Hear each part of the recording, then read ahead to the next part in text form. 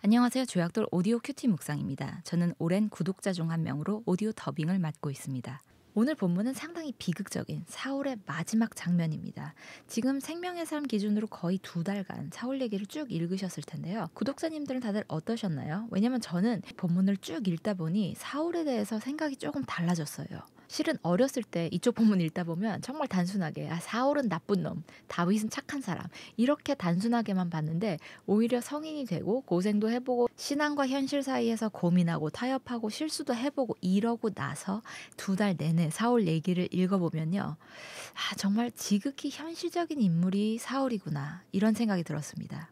하나님 말씀에 가끔 감동도 받고 회개도 하고 하지만 신앙과 현실이 부딪히면 비기독교인과 전혀 다름없는 행동도 하고 이런 모습이 나오죠. 정말 솔직히 말하면 일반 기독교인보다 사울이 조금 나을 수도 있다 생각을 해봤어요. 왜냐면 그래도 사울의 스타트는 좋았거든요. 그리고 하나님께 왕으로 뽑힐 수준이면 실은 일반 기독교인보단 좀 낫지 않았을까요? 예. 반대로 다윗이 실은 또라이구나 생각이 들었습니다. 당연히 비하 의미는 전혀 없고요. 또라이라고 불릴 정도로 믿음의 수준이 넘사벽이다 이 소리예요. 일반 수준을 뛰어넘어도 훨씬 뛰어넘는 정말 특이한 수준의 믿음을 가지고 있었던 인물이다 이 소리입니다. 그리고 이 일반적인 사울은 마지막까지 아주 현실적이고 일반적인 결론을 내립니다. 당시 왕이 패배해서 적군에게 잡히면 정말 말도 안 되게 끔찍한 일이 벌어지죠. 그 이후 받을 수모는 정말 못 볼 수준으로 잔인하고 비참합니다. 그래서 마지막까지 왕답게 죽으려고 자결을 한 건데요. 마지막까지 하나님께 맡기는 게 아닌 본인이 스스로 컨트롤을 하면서 끝을 냈습니다. 사람이 실은 강하게 믿고 있는 게 하나 두 개 있습니다. 실은 하나님보다 훨씬 더 강하게 믿고 있는 한 가지가 있어요. 그리고 이게 무너지면 마음이 미친 듯이 흔들리고 죽음까지도 생각하게 됩니다. 사울의 경우 전쟁에서 어떤 사건이나 지표였겠죠. 이 진지 뺏기면 안 된다. 이거 망하면 안 된다. 그런데 그게 망해서 이 전쟁엔 승산이 없겠다 판단한 것이겠죠. 현대에는 대부분 이것보다 눈에 보이지가 않습니다. 눈에 보이는데 다른 형태로 눈에 보여요. 내가 믿고 있는 통장 잔고, 믿고 있는 직장, 믿고 있는 가족이나 친구, 보험처럼 들어놓은 어떤 관계나 위치, 실제 보험일 수도 있고요.